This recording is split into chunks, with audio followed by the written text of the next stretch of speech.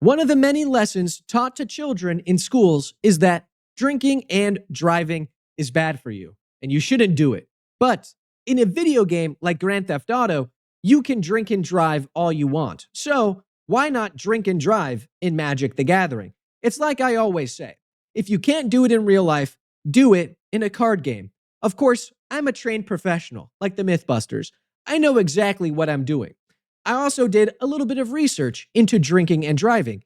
Let's say you have one too many brewskis and get pulled over by the cops, they're going to breathalyze you. What they're doing is they're checking your blood alcohol content, and if it is above 0.08, you are legally intoxicated. But Quips and Guac, Magic the Gathering doesn't check blood alcohol content. Oh, really? On the contrary, yes, they do. They just introduced the new Commander Bucket system, anywhere from a 1 to a 5. And you really don't want to blow a 1% because that's the lethal dose of alcohol in your blood. Some people survive it, whatever, not part of the deck. Anyway, the deck is janky. So now the biggest question is, how do you build a drunk driving deck? Well, you gotta have cars. You gotta be drinking. And of course, we want to win.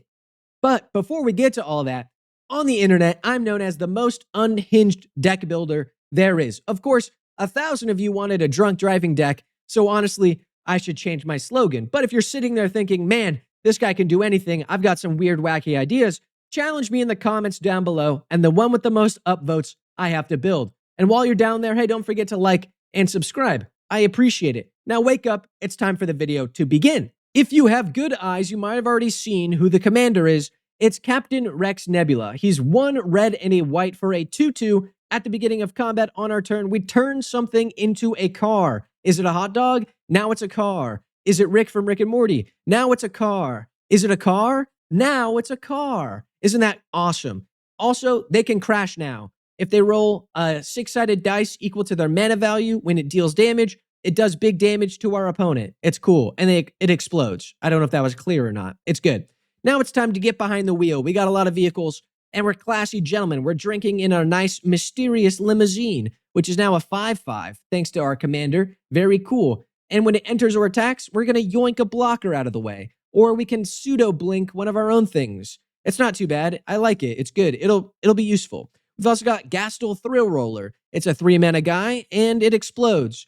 And then, guess what? We can bring it back from our graveyard to explode it again. I like that. Cars exploding, what's not to like? Now, of course, just like Danny DeVito from Matilda, let's look at some of our really bad cars. We've got Bessie, the Doctor's Roadster. Whatever. Filigree Racer. That's pretty cool. We got Fleet Wheel Cruiser. What a cool car. We got Getaway Car. What a guy. And Goliath Truck. Very cool. I like them. They're cars in our deck of drunk driving. What's not to like? Daredevil Dragster is one of my favorites because you go fast, you get fast counters, and then you explode from going too fast. That's like the whole point of the deck. We've also got Clown Car, where you make clowns and you get counters on the car. It's good. And the clowns can crew and stuff. It's cool. I like it.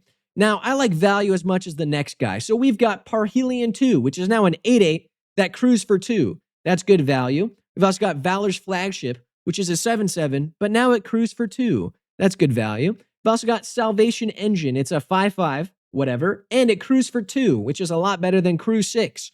And then we can reanimate something from our graveyard. Maybe a Skitterbeam Battalion. Of course, what is that? Well, pay attention, class. You see, Captain Rex Nebula cares about the mana value of the thing he's turning into a car. So, Skitterbeam Battalion, we can cast it for 5 mana. Now it's a 5/5 with Trample Haste, and it's crashable. Does that make sense? Or if we have that Skitterbeam guy and he gets blinked or reanimated or whatnot, he comes back as a 9-mana card, right? And now he's a 9/9 with Trample and Haste. And he's uncrashable because we can't roll a 9 on a D6. Awesome. We also got Falafel Dragon Engine. He's an 8/8 sometimes. Blitz Automaton 7/7, 6/6, 7/7, Frogmere 7/7. These guys are all good. They're good in the early game when you can cast them for their prototype. They're good in the late game when we have mana to cast our big scary guys for like 7 mana. It's really good. I like it. Now, just like my college diploma, let's get wasted. We've got Wine of Blood and Iron to get us crunked up.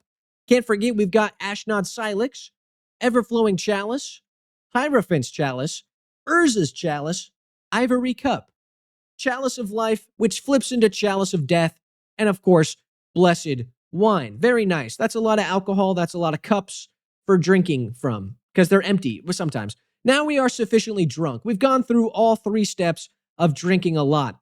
But have we? We know Captain Rex Nebula can turn a hot dog into a car. So what's to stop him from turning our very own wine into a car? We're drinking and driving, or driving our drinking, right? We can crash a chalice into a tree now. What's stopping us?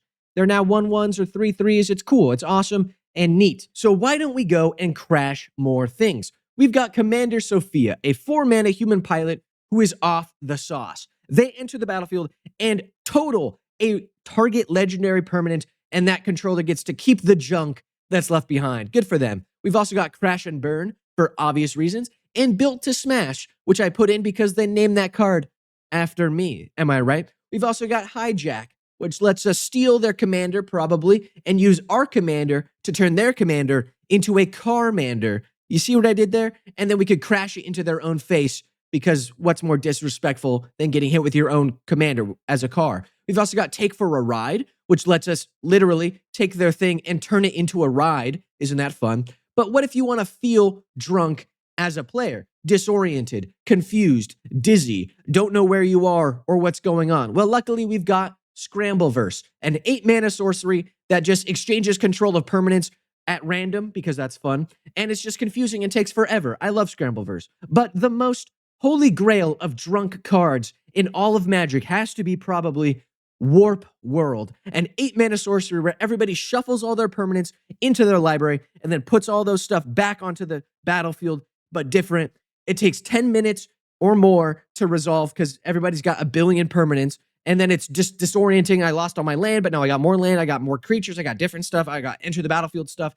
But it is the most on-theme card for drunk driving I could find. It is perfect. I love it in this deck. But I've been saving the best for last. You see, a car can't go anywhere if it doesn't have its engine, lithoform engine. We can now get more cars because we can turn more things, because we can copy the triggered ability. We also have Stronic Resonator, which does the same thing. So now we got like more cars, more vehicle stuff. It's good. So in summary, Captain Rex Nebula, he gets a sip of his wine. He starts driving really bad, crashing our Goliath truck. Boom, it explodes and does a bunch of damage. This Geico Gecko Twink gives us another car because we have good insurance. Guess what? We crashed that one too.